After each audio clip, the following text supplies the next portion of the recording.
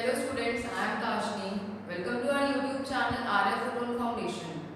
आज हम बात करेंगे 8th क्लास की एक्सरसाइज 2.3 की। देखिए हमने सेकंड चैप्टर में पढ़ा about linear equation in one variable.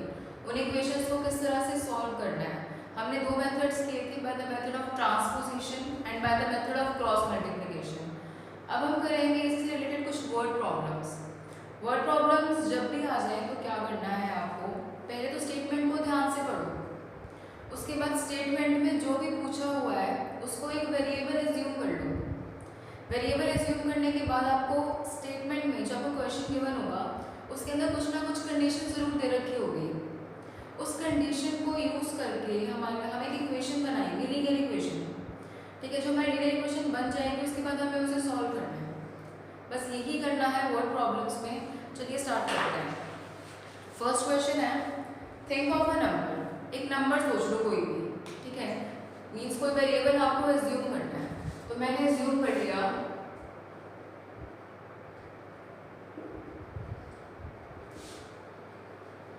Late the number be x। मैंने मान लिया कि वो नंबर x है, ठीक है। उसके बाद क्या है, मल्टीप्लाई द नंबर बाय 1/2। इस नंबर को मल्टीप्लाई करना है हाफ से, 1/2 से, मीन्स x मल्टीप्लाई 1/2 कितना हुआ, x/2, ठीक है। And add 5 to the product. उसके बाद इन्हीं को मल्टीप्लाई करने के बाद जो मेरा आंसर आता है दैट इज कॉल्ड प्रोडक्ट। इस प्रोडक्ट में मुझे 5 ऐड करना है, कर दिया ऐड।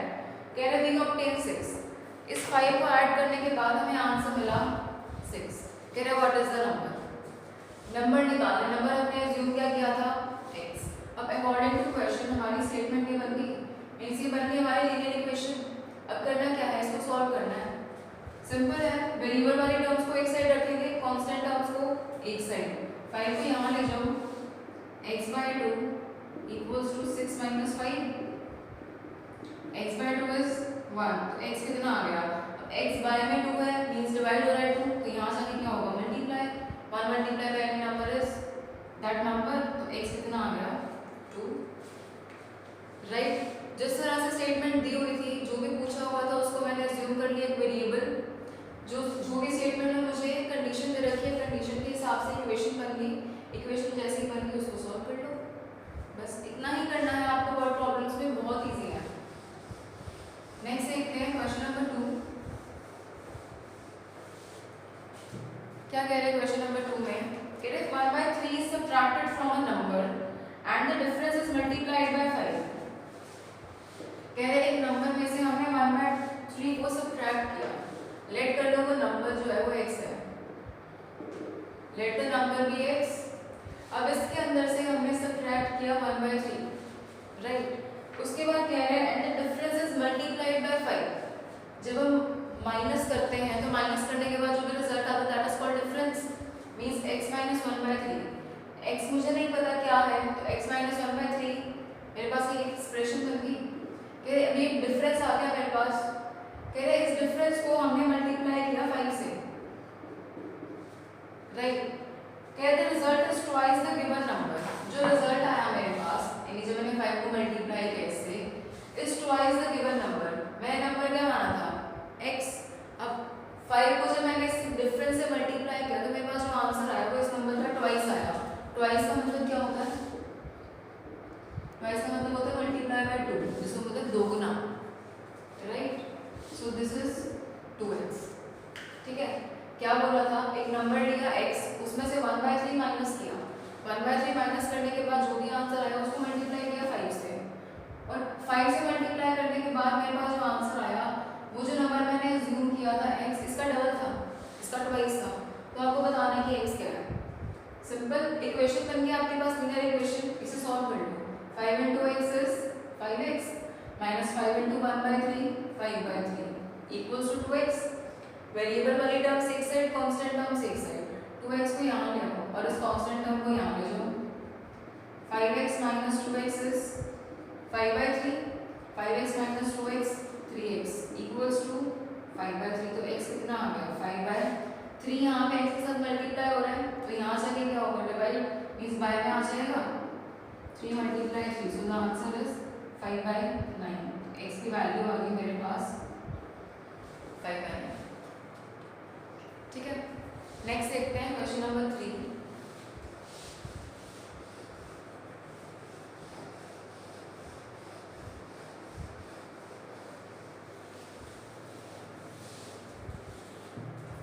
क्वेश्चन नंबर 3 कह रहा है the ratio of two numbers is 7:5 if their difference is 42 find the number. कह रहे दो नंबर्स दिए हुए हैं, मतलब मान लो एक नंबर है 1 नंबर और अदर नंबर, इनका रेशियो दे रखे हैं मुझे। कितना रेशियो दिया हुआ है? 7:5, 7:5, राइट। अब कह रहा है कि इनका जो डिफरेंस है,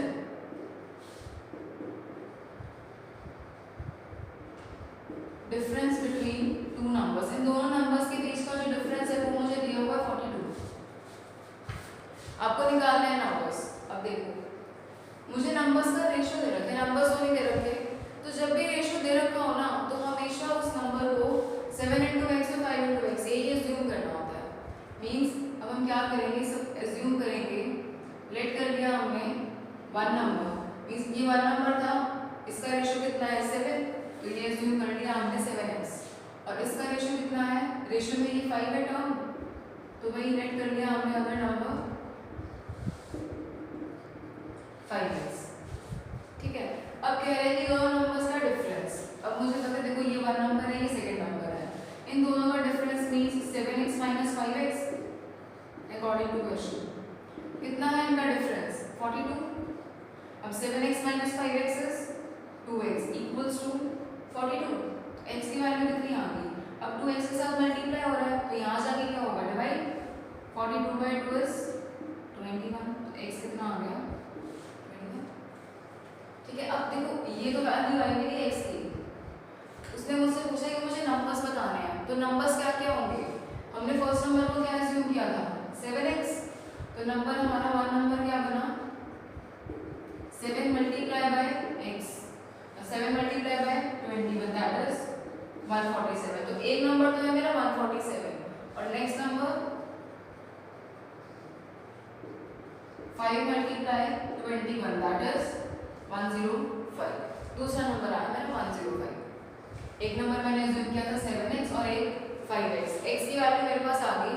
अब ये मेरे पास वैल्यू आई x की, नंबर्स नहीं है, नंबर्स का हमें रेशियो दे रखा था 7:5। इस रेशियो को यूज करके मैंने एज्यूम किया था कि एक नंबर 7x एक 5x है, तो जब x की वैल्यू आएगी तो मुझे वो नंबर्स निकालने के लिए इसके अंदर वैल्यू को पुट करना पड़ेगा। जब मैं इसके अंदर वैल्यू पुट करूँगी तब जाके मेरे पास फाइनल आंसर रहेगा जो मुझसे नंबर्स पूछे गए थे, ठीक है। नेक्स्ट देखते हैं क्वेश्चन नंबर 4।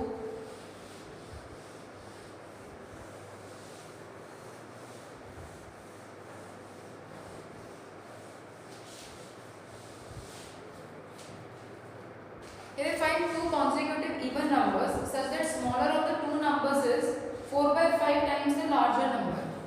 कह रहे दो consecutive even numbers निकालने हैं आपको। देखो अब even number निकालने consecutive, consecutive means जो लगातार होते हैं, ठीक है। मान लो सपोज करो एक even number है 4, तो 4 से नेक्स्ट even number कौन सा होगा 6। अगर नंबर है 6, 6 से नेक्स्ट even number कौन सा होगा 8, 8 से नेक्स्ट कौन सा होगा 10, राइट। अगर मैं इवन नंबर को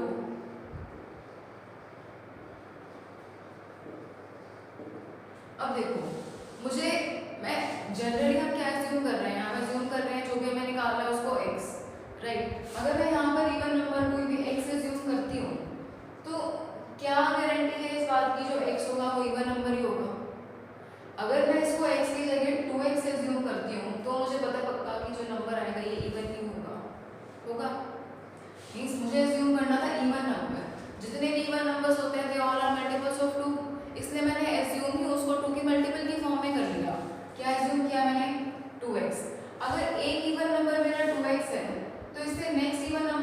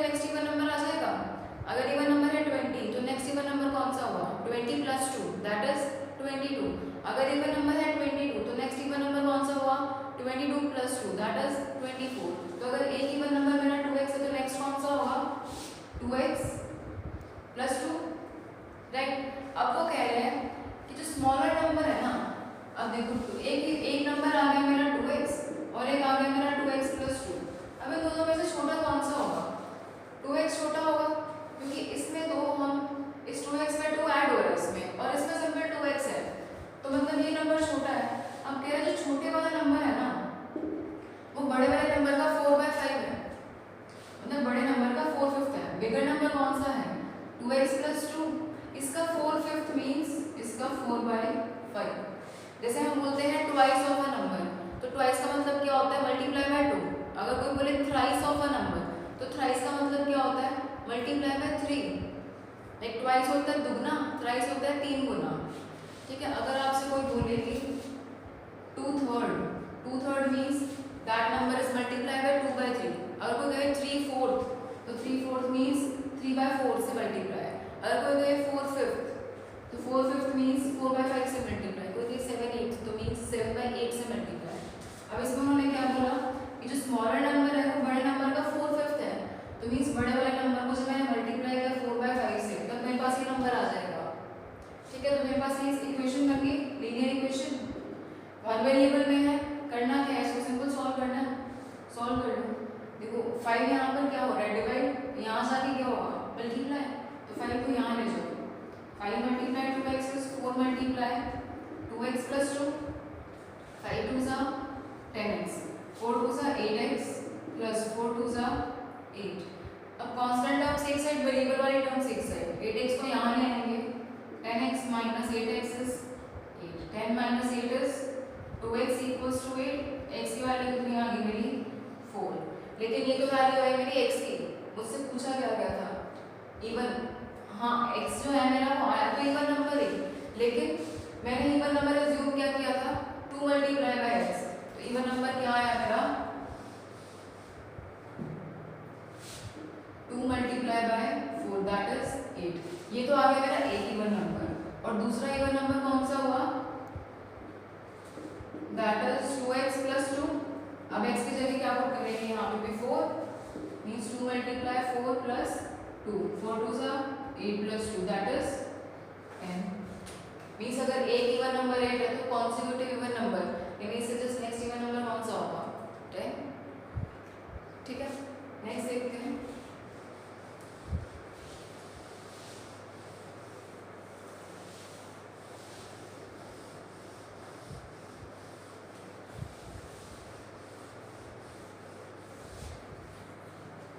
Next is question number 5.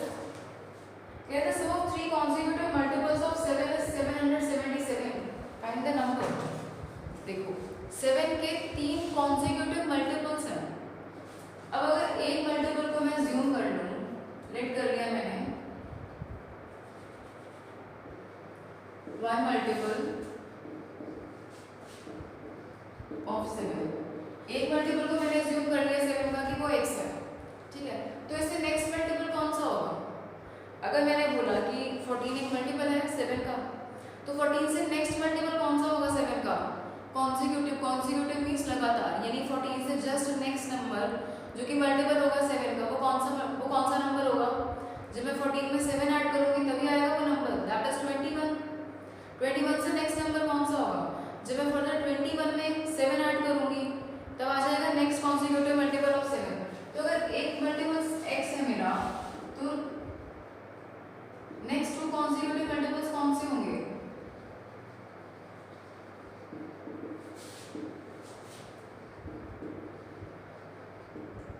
एक तो होगा मेरा x प्लस 7, और दूसरा जब मैं इसमें फर्दर 7 ऐड करूंगी मींस x प्लस 7 प्लस 7 कितना आ गया? x plus 14।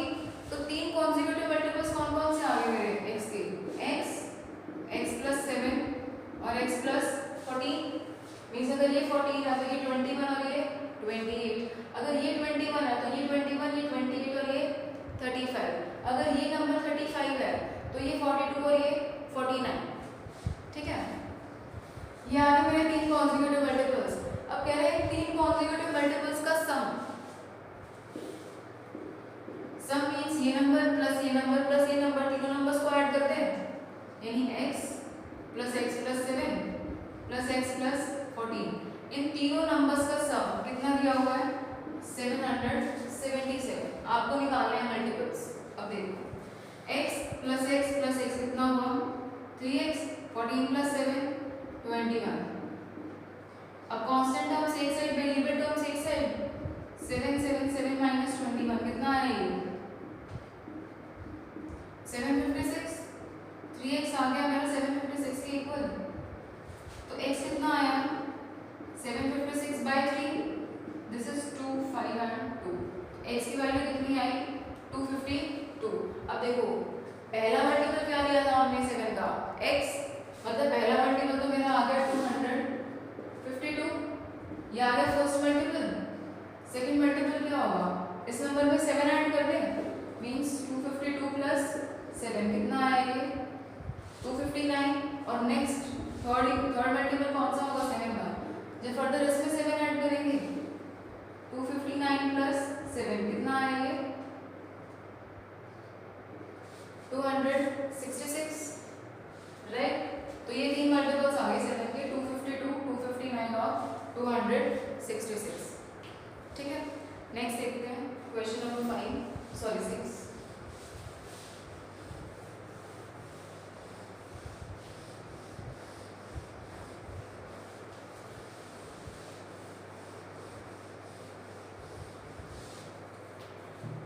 Question number 6 कह रहे the length of a rectangle is 4 times its breadth and the perimeter of rectangle is 90 meter.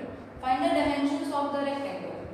कह रहे rectangle की जो length है that is 4 times its breadth.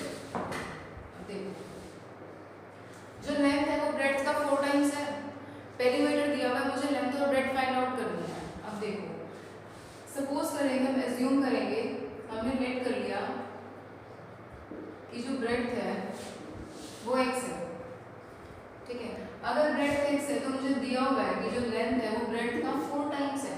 4 times को इसे करिए x तो लेंथ कितनी होगी 4x। 4 टाइम्स का मतलब क्या होता है 4 multiply by x and that is 4x। अब बोल रहा है कि इनका जो पेरीमीटर है दैट इज 90। पेरीमीटर क्या होता है रेक्टेंगल का 2 multiply length plus breadth, 2 multiply length कितनी है 4x और ब्रेड्थ x। ये वो डायमेंशन है लेंथ और ब्रेड्थ की जो हमने एज्यूम की है, और मुझे पेरीमीटर कितना दिया हुआ है 90। अब देखो 2 इसके साथ मल्टीप्लाई हो रहा है तो यहाँ से क्या हो जाएगा डिवाइड, मींस 90/2। अब 4x plus x is 5x, this is 45। मेरे पास आ गया 5x इक्वल्स टू 45। तो x कितना आया 9। अब ये x मैंने क्या माना था ब्रेड्थ, तो मींस मेरी ब्रेड्थ आ गई 9 मीटर। मीटर में क्यों, क्योंकि मुझे पेरीमीटर दिया हुआ था 90 मीटर है। अगर पेरीमीटर 90 मीटर है तो उसके डायमेंशंस भी मीटर में ही आएंगे। अब ब्रेड्थ कितनी आ गई 9 मीटर, तो लेंथ कितनी होगी 4 टाइम्स ऑफ ब्रेड्थ कितनी थी x और x की वैल्यू कितनी है हमारी 9, तो 9 4 जा 36 मीटर। तो ब्रेड्थ आ गई मेरी 9 और लेंथ आ गई मेरी 36। बस यही फाइंड आउट करना था, राइट। नेक्स्ट देखते हैं क्वेश्चन नंबर 7।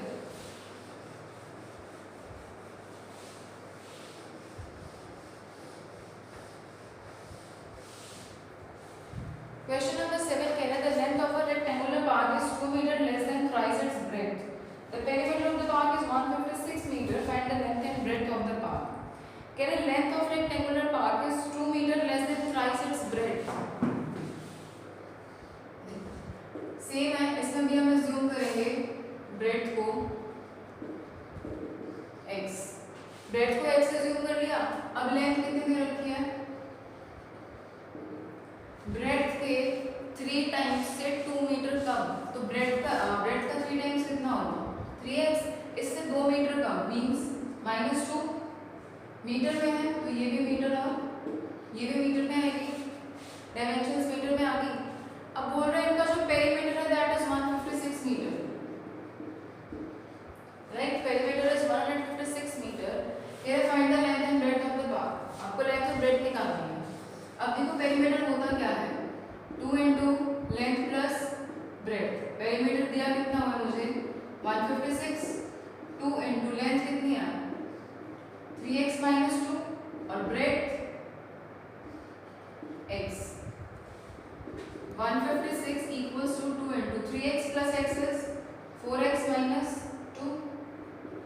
156 इज 2 इंटू, अब देखो 2 जो है वो पूरी ब्रैकेट के साथ मल्टीप्लाई हो रहा है।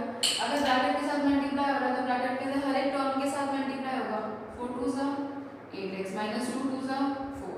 अब कांस्टेंट टर्म्स एक साइड और वेरिएबल टर्म्स एक साइड, 4 को यहाँ ले आओ 156 plus 4 is 8x, 156 plus 4 is 160 equals to 8x. तो x कितना आ गया 160 by 8 and that is 20.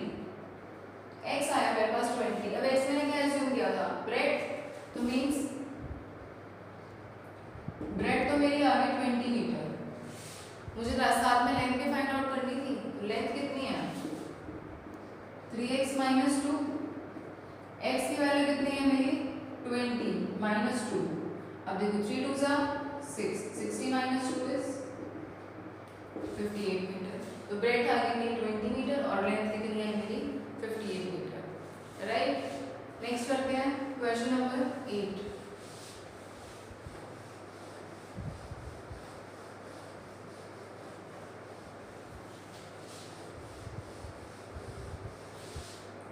Question number 8 कहते हैं present ages of Veena and Simi are in the ratio 2:5.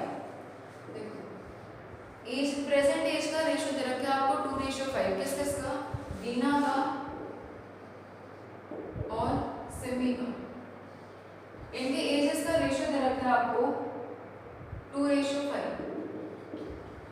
आगे बोल रहा है 4 years from now the ratio of their ages will be 1:2. Find the present age.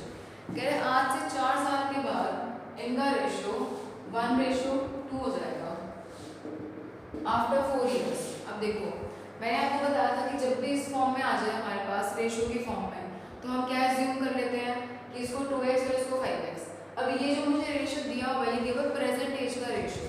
तो हम क्या एज्यूम करेंगे हम लेट कर लेंगे प्रेजेंट एज किसकी वीना की.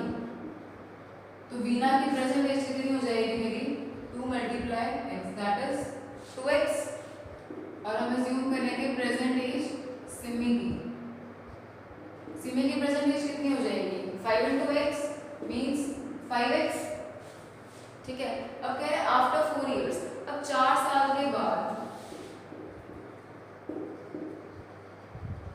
अब सपोज करो कि अगर प्रेजेंट एज मान लो आपकी प्रेजेंट एज है 10 years तो 4 साल के बाद कितने साल के हो जाओगे 14 के.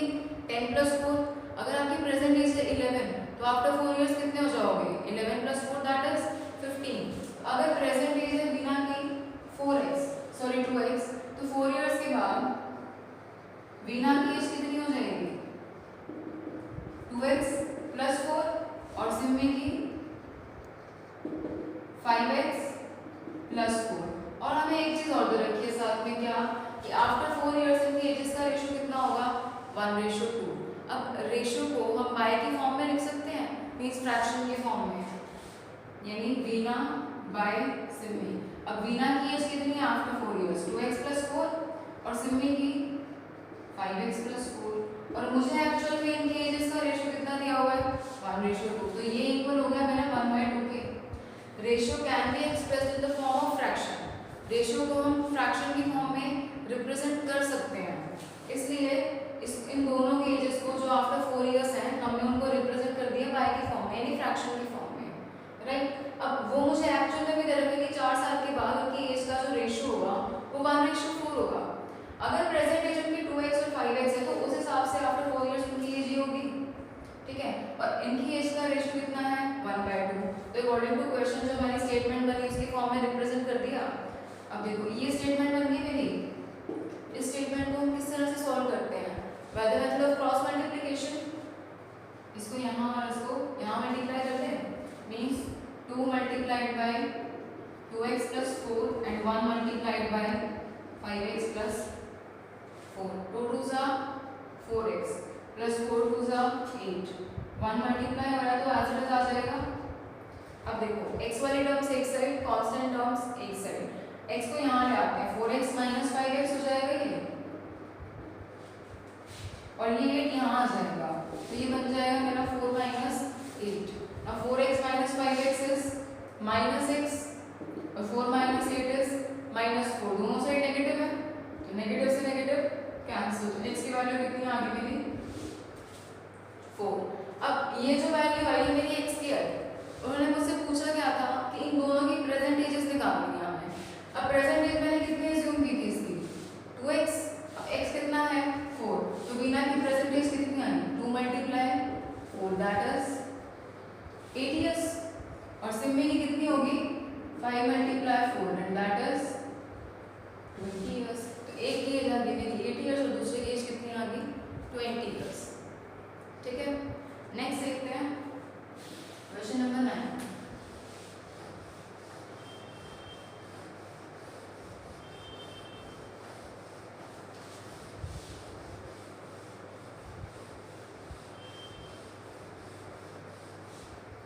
क्वेश्चन नंबर 9 में कह रहे हैं 15 years from now Renu will be 4 times her present age, कि आज से 15 साल के बाद रेनू अपनी प्रेजेंट एज का 4 टाइम्स होगी।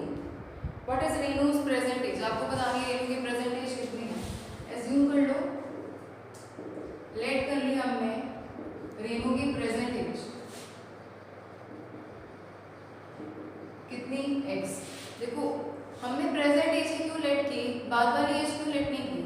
क्योंकि हमसे बोला गया क्वेश्चन में कि हमें फाइंड आउट की प्रेजेंट एज करनी है, और जो चीज़ हमें फाइंड आउट करनी है ना, हम उसी को एज्यूम करेंगे, उसी को कुछ ना कुछ वेरिएबल, उसी को कोई ना कोई वेरिएबल की फॉर्म देंगे, ठीक है, कोई ना कोई वेरिएबल हम उसी को एज्यूम करेंगे।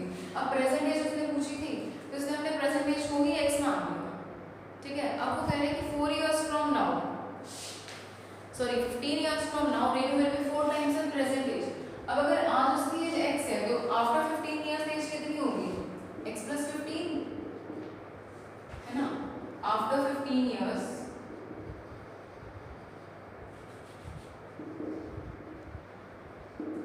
रेनूज age will be x plus 15, यही होगी। लेकिन उसने एक चीज और बोली है क्या, कि जितनी उसकी प्रेजेंट एज है ना उसका 4 टाइम्स हो जाएगी। मीन्स उसकी प्रेजेंट एज देखो x plus 15 भी आ गई, सॉरी आफ्टर 4 years की जो एज है वो उसकी x plus 15 भी है, सॉरी आफ्टर 15 years की जो एज है वो है उसकी x plus 15। और उसने ये बोला कि 15 साल के बाद जो उसकी प्रेजेंट एज है ना वो उसकी 4 टाइम्स हो जाएगी। मीन्स ये इक्वल हो गया 4 times of her present age, तो ये कितनी आ गई, x plus 15 equals to 4x। अब मुझे वैल्यू किसकी फाइंड आउट करनी है, x की।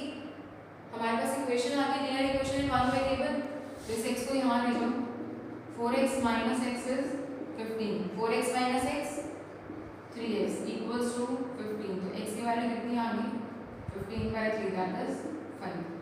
x कितना आ गया मेरा, 5 years। और मुझसे पूछा क्या था उसने, प्रेजेंट एज। प्रेजेंट एज हमने क्या मानी थी, x। x की वैल्यू आ गई मेरी 5 years, तो 5 years उसकी प्रेजेंट एज, राइट।